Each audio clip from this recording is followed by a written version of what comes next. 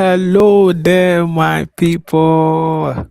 Thank you so much again for joining in for a shower today again. This is powered by Tayari.Live, and here we speak basically on matters that has to do with heritage, language preservation, and culture. For the sake of those who are joining us for the first time, my name is Busola, and I'm your humble host.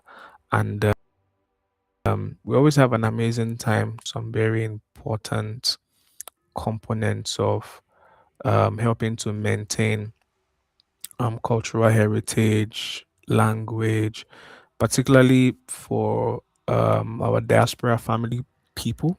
But more importantly, not just diaspora, because again, like we have time and again established on these live sessions that some of these issues are not just even in the Western world. Somehow, it's actually very prevalent even in the native countries themselves because the huge contribution of the Western world to the ease of the life of everyone globally.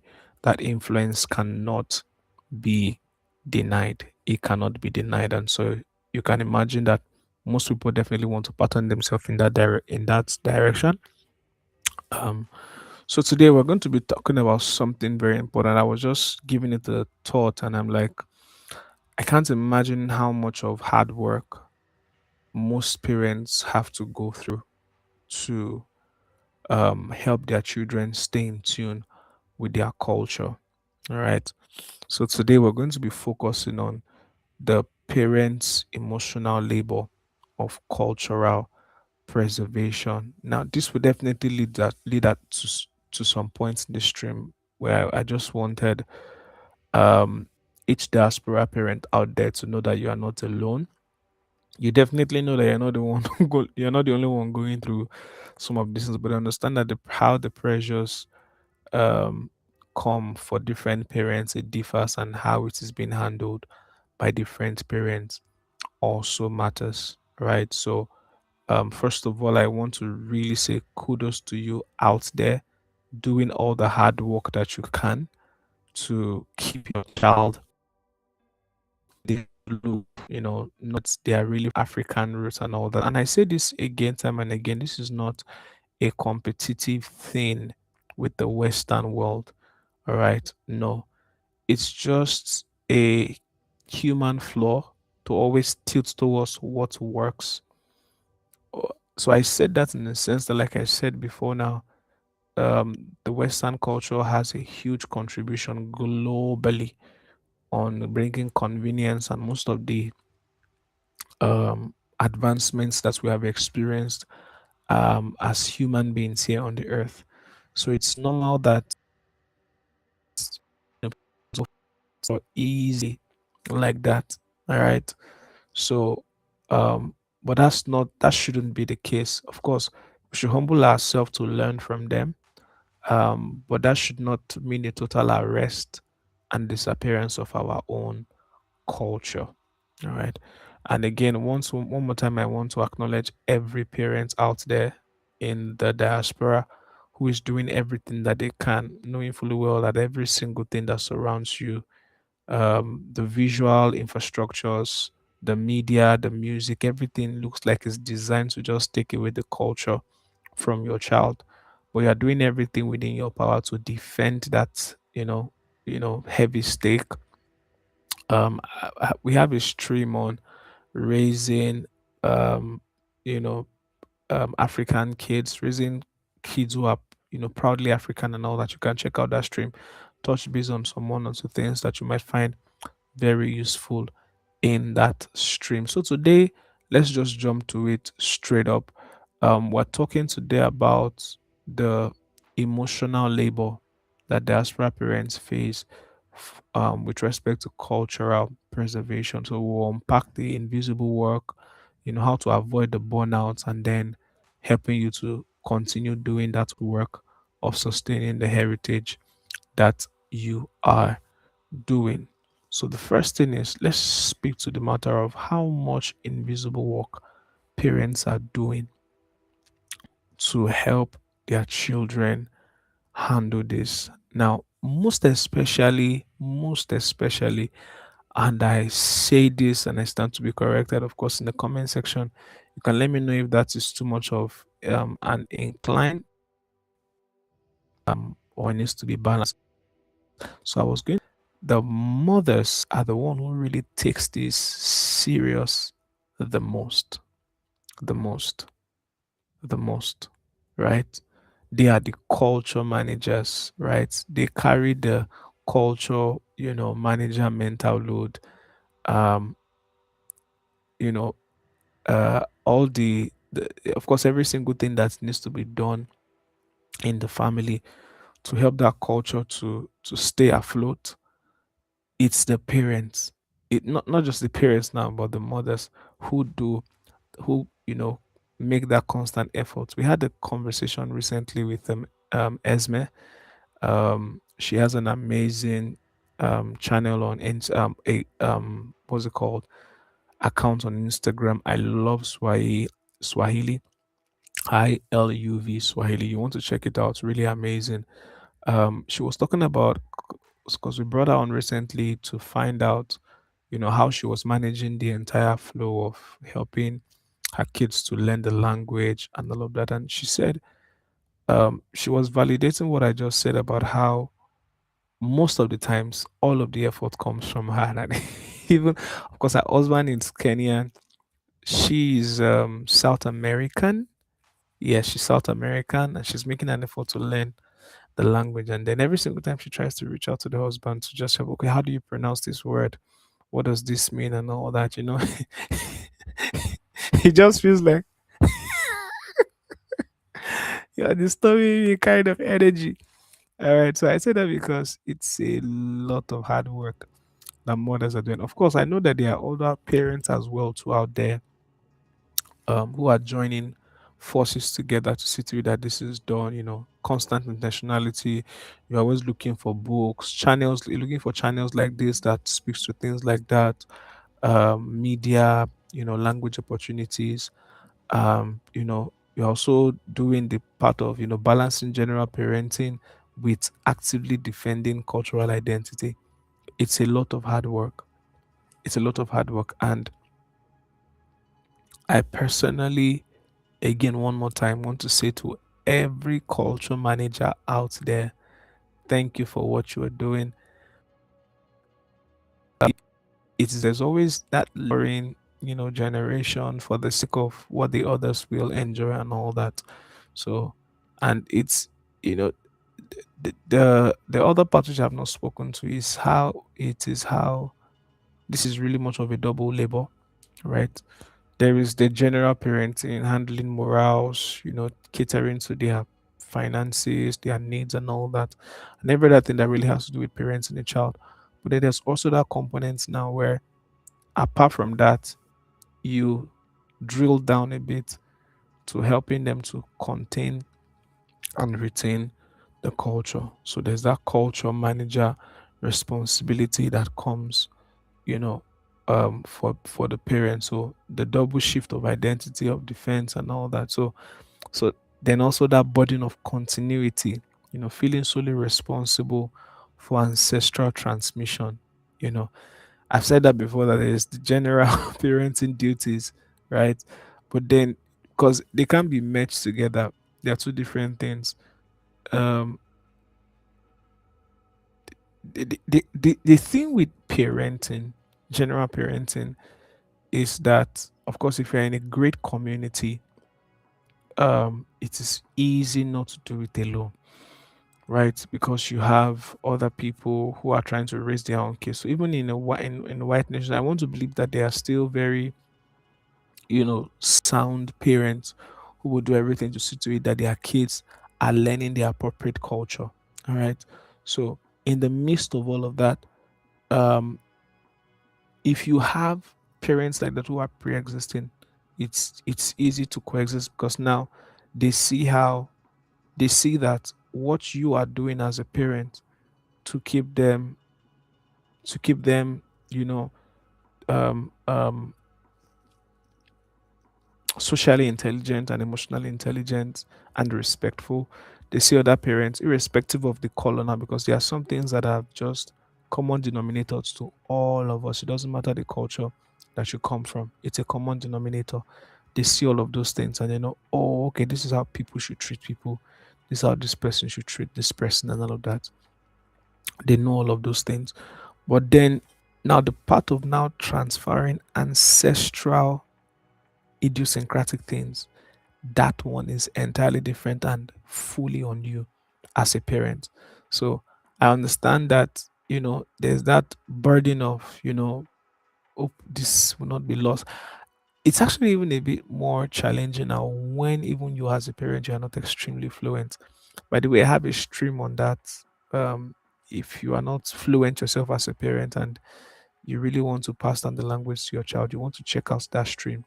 Amazing content in there as well too. So yeah, so there's that burden of continuity, with the language not be lost, that fear of, and all that. It's really it's a heavy load. I remember Jacqueline Suma, who's the founder of Tayari.Live, sharing this herself, because that's actually really where the burden for Tayari.Live came from, in the first place as well too, right? Where she really just wanted to make sure that her kids knew Swahili at all cost, at all cost. Of course, itinerant parenting, moving up and down, country to country, changing locations and all that. So it then became non-optional for them to. They were looking for resources for the kids, to learn. And since they could not find, she just thought, why? Let's just create one ourselves, right? So I said that to say that I know that there are many parents out there who have this concern about the continuity of their language with their kids, and then next generation and next generation. All right. So kudos to you out there. So that's just to unravel that older part. And then, the unseen work, um, and, acknowledging that diaspora parenting is fundamentally harder. Yes, because now you're even dealing with a lot of cultural imbalances in the environments that you're in. Many of things that I would not want to touch base on here, but yes, it's already hard being a diaspora parent. Um, that actually introduces another extra layer. So there is the general parenting, there is parenting as a diaspora parent, there is then managing cultural preservation as well too. So it's a lot, right? So for just to reference what we have on the screen, so native land parenting, built in society is passive. Like I said, you have a lot of assistance in the community. So that's about diaspora parenting. You are building from scratch in the home.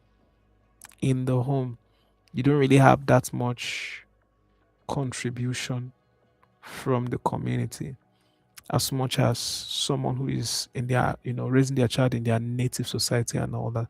And then transmission, for native land parenting, it is, through daily, what's called osmosis. It's there in the air, is there everywhere. Everywhere they go to, in schools, in the malls, everywhere, it's there in their faces. So it's just easy to pick up every single of the things that already made for your own, culture, if it is in the native land already. But as a diaspora parent, you have to it has to be through intentional curation. You deliberately are looking for resources, music, media, books that teach these things.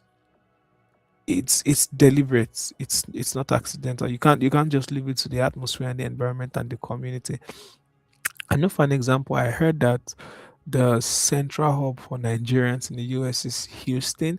I may have to confirm that all over again, but I heard that from a friend of mine, recently. So, of course, if you're living in a central area like that, it's a blessing already, because that that that that environment has now been created, and then transmission can feel more like, can happen through daily osmosis, just like the one for the native land parenting. But for you as a diaspora parent, It's a lot of hard work, through intentional creation of songs and everything that, putting art in the house, making sure that when you're not just eating the junks of the native of the land that you're in, the diaspora land that you're in, but then you are deliberately putting, the food, the culture, the food, mm, I was about to say the native food, your own native food now. So it's a lot of hard work. All right. And then with respect to parenting role in the native land, as a parent, it's just more of cultural participant. Because like I said, it's in the air. But in diaspora parenting, you are the sole architecture, you are the lone bridger, you are the interpreter, you are the corrector, you are the single source of truth for your kids. So I can understand that it's a lot of hard work. Again, we've often spoken to the fact that, you know, which is definitely one of the things I would definitely touch base on at some point, the necessity of what's it called, communities, right? But that's on another side. So let's move forward. Let's talk about burnout and sustainability. All right, how do you let's let's recognize, parents burnout. So when preservation starts feeling like a burden, right? So the preservation starts feeling like a burden.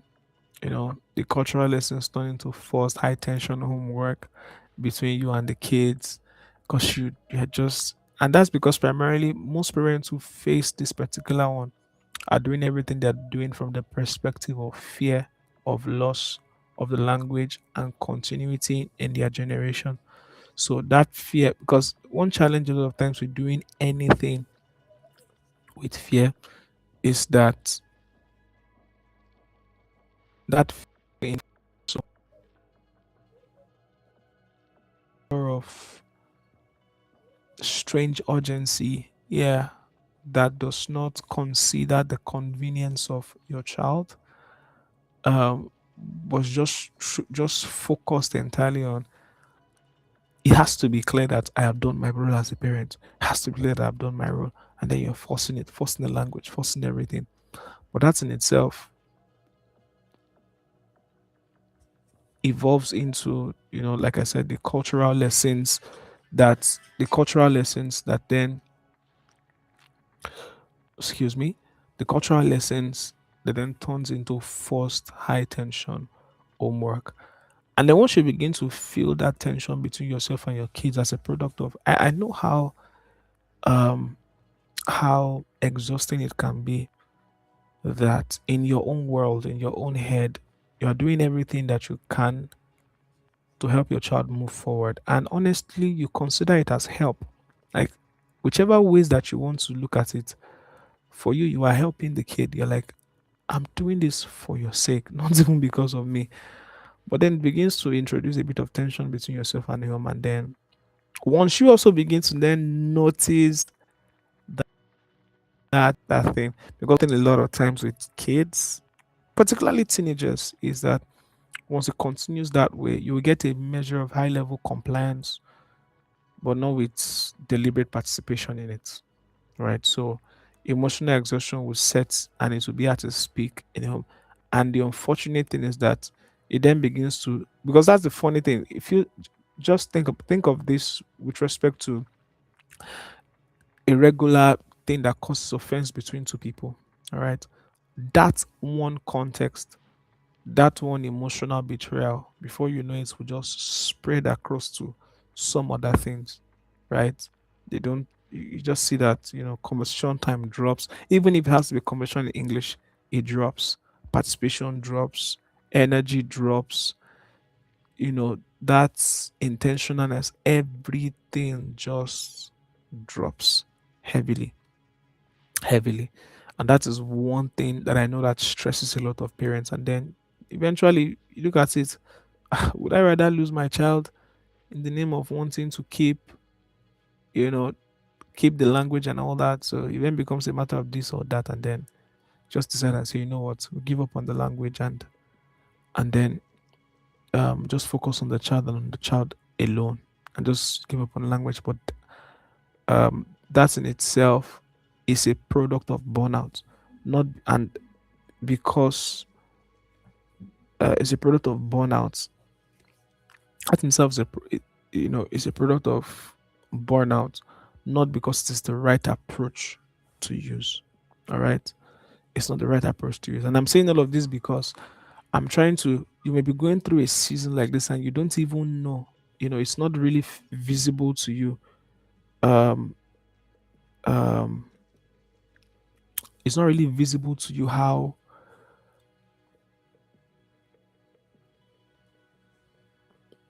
it's eating into your relationship with your family. Maybe it is, but because I don't want to think that anyone should go through that kind of season and not be able to recognize it at a glance.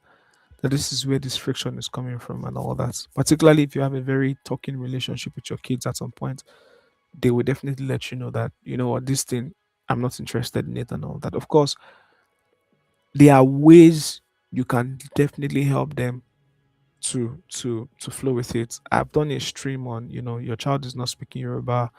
It's not because they're rejecting the language. Their mind just wants to always resolve to what feels much more easy for them. All right. So the way this works is, um, when you find yourself in a situation like this, the easiest thing to do is to give up on the language and burn out. All right. And just burn out. But it is important. It's very, very important that um, you recognize it and then begin to step by step walk around the ways in which, well, let me not get ahead of myself because the reason you saw that hesitation is because there's something I wanted to say, but I'll save that to the end of the entire stream. All right. So, um, yeah, so let's talk about release. Release not represents preservation and then perfection, and how the mindset of perfection can be the enemy of cultural connection. Right. Um, so diaspora identity is a blend. It won't look identical to the homeland. A joyful partial connection is far better than a stressful perfect one. One of the load bearing ideas that we need to take away from this stream, right, is that the necessity for preserving your culture should not eventually end up the basis for friction in the family with your child. Either you're doing this together as a parent, or maybe just one of you, maybe as a single parent. My shout out even really goes out a lot to most single parents out there, right? So whichever ways, if that's how you are approaching it for now, um, it's important that you you know it's important that you know that it's better that you have an imperfect one. And perfection, I've said this thing before actually.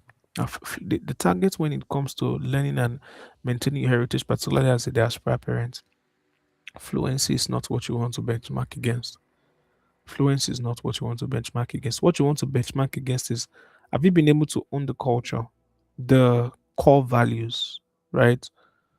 The core values, honestly, really more of the core values, particularly because, for example, the Yoruba, for an example, is very, would I be right to say, is a very cultural, cultural culture. So I was going to say that there are certain things that are very native to the Yoruba people, very native, and you can, culture is really more revealed in behavior, more revealed in behavior. As much as the language component is important, it's very, very important. We've said it times and times and again that in cultural heritage preservation, there are different angles to it. Although we are holding on to this language part at Tayari.Life because we know it's also very important and should not be shoved aside. Even when we say, behavior, pattern, food, music, and those other things are really what makes for culture. But we also know the important role that knowing the language also plays. But it's important that you should notice that perfection is not the benchmark. Don't make that mistake to think that your Yoruba will sound like the one of a child who is raised here. Definitely. And I want to be, now I'm saying this because I expect this to be a no brainer for you. But again, if it is not, let it be said that has been said again that um, perfection is not the benchmark. All right.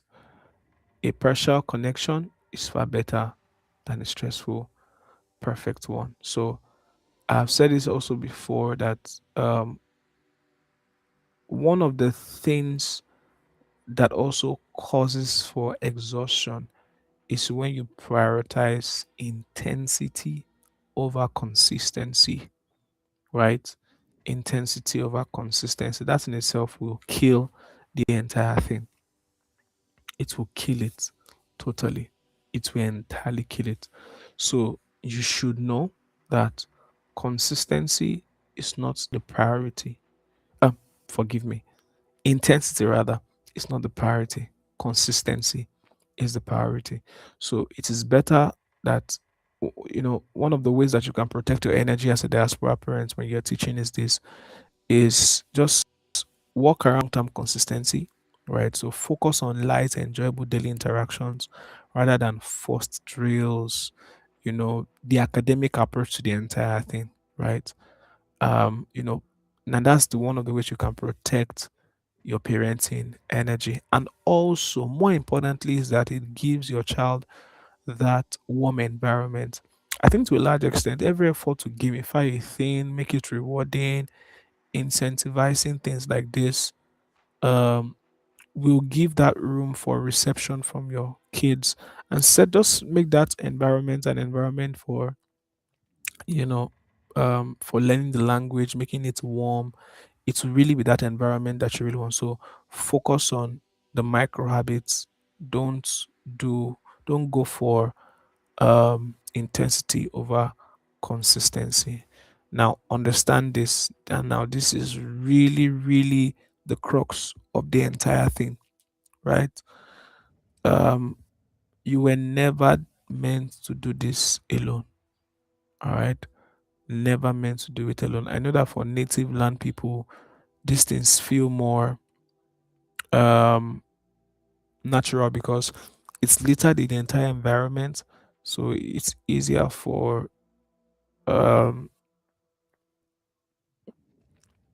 for native parents to, you know, to know how to go about it. No, I won't say to know how to go about it. It's easier for them to have that assistance. Yes, that's the word. Have that assistance from the society compared to you as a diaspora parent. All right. So, but you should understand the fact that there are local cultural groups, there are diaspora playing groups, and honestly, you should check out for things like this, and just learn from other people's experiences. How are they doing it? What are the tips and the tricks? To ever try to get to do this alone, it will heavily sink you. Definitely. That may be even the reason why you have been feeling so exhausted as you have been over the months and over the years, right?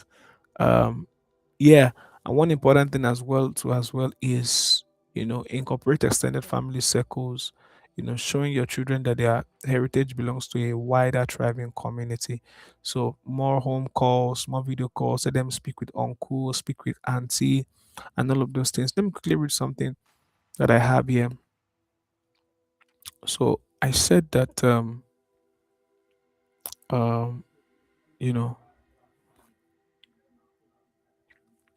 so I said here that it takes a village even in diaspora to build a child or to help a child. So you have to deliberately break out of isolation by building intentional community circles, play groups, and diaspora networks. So children experience culture as a collective reality, not just something mom and dad enforces, right? And I know that will really, really, really help you. That community thing is a blessing. The good thing about how life works is that there is nothing that anyone is going through that we're going through alone. There are many people who have gone through that stage and they have done it well. So outsource the heavy lifting. Excuse me. Outsource the heavy lifting. Let platforms like Tayari.live assist you in the hard work that you're already doing. So you see the bottleneck that you're going through right now in that one chart is that you are the parent, you are the one sourcing, you are the one teaching, you are the one pushing. You eventually burn out, you're doing it on your own. I said it before, and I think that's a popular Yoruba adage that it takes a community to raise a child. As much as parenting is great, but it also still takes a community, the environment. So let Tire.life, assist you, do the heavy lifting for you. At Tire.life, we already have native curriculum and accents that will help your child. So basically, you will just be doing that hard work of creating that environment for all of those things to be used at home. That would basically be your role. All right. So, but let Tire do the heavy lifting for you. You can check up Tire.life. Just look at the QR code at the top right corner of your screen.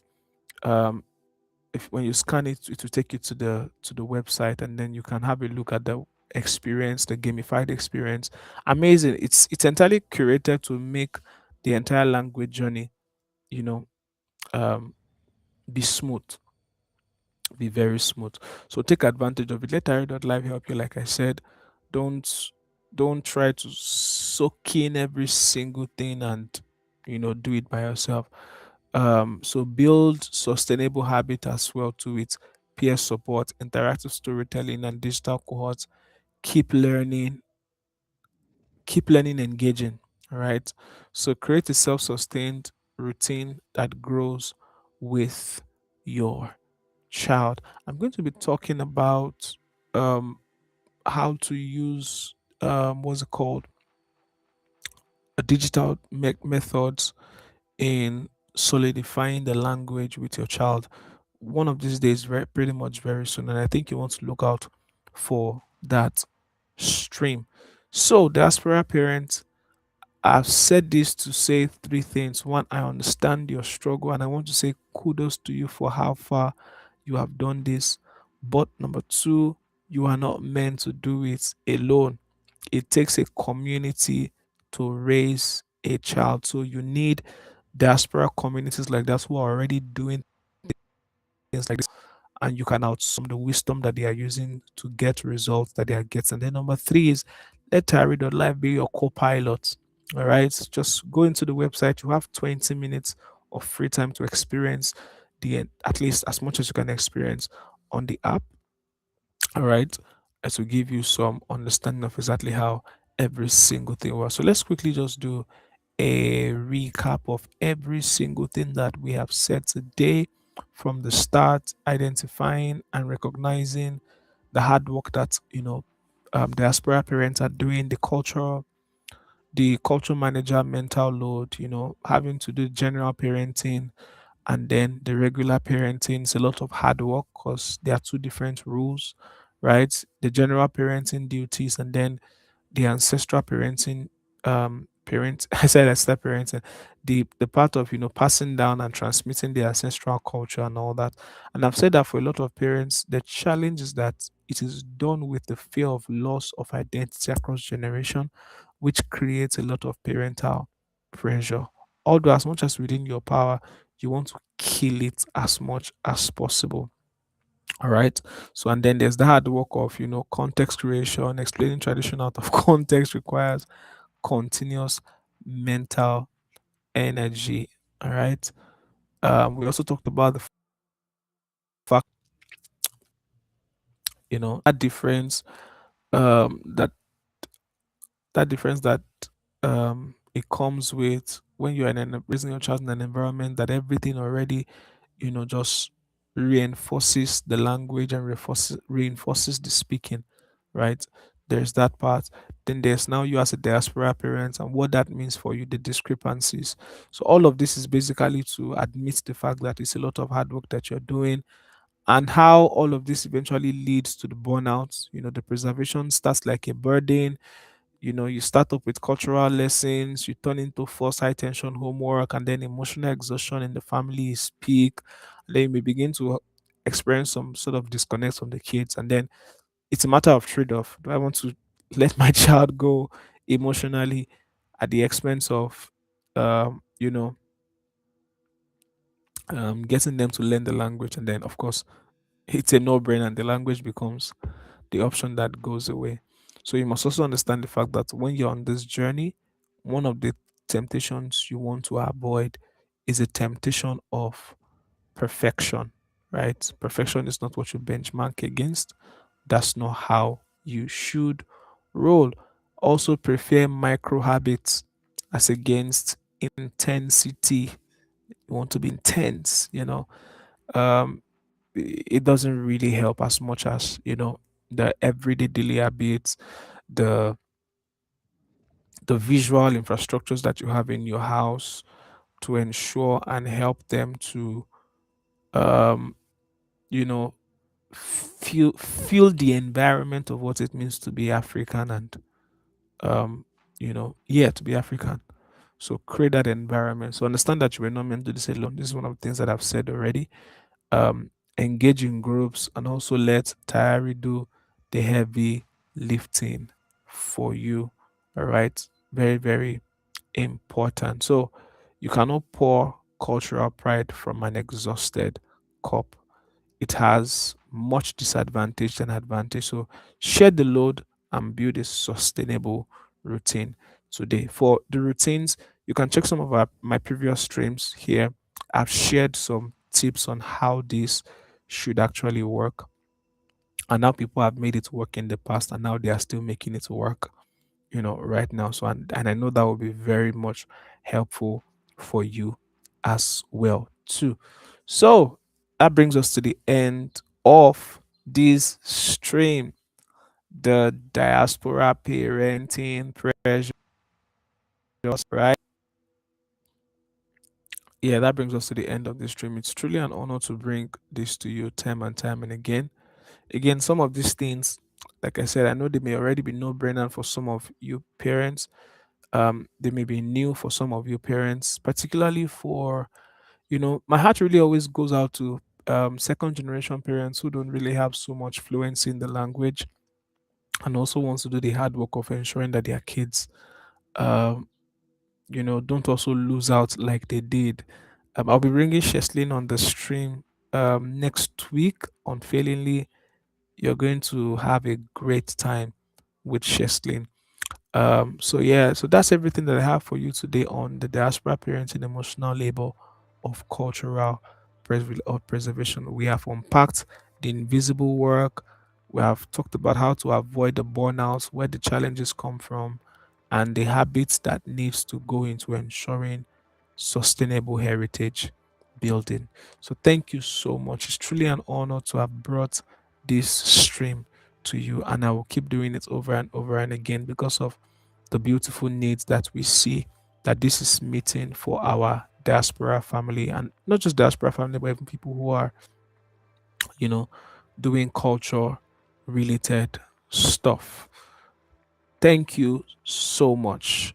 It's an honor to always do this with you. My name is Busola, and I'll be signing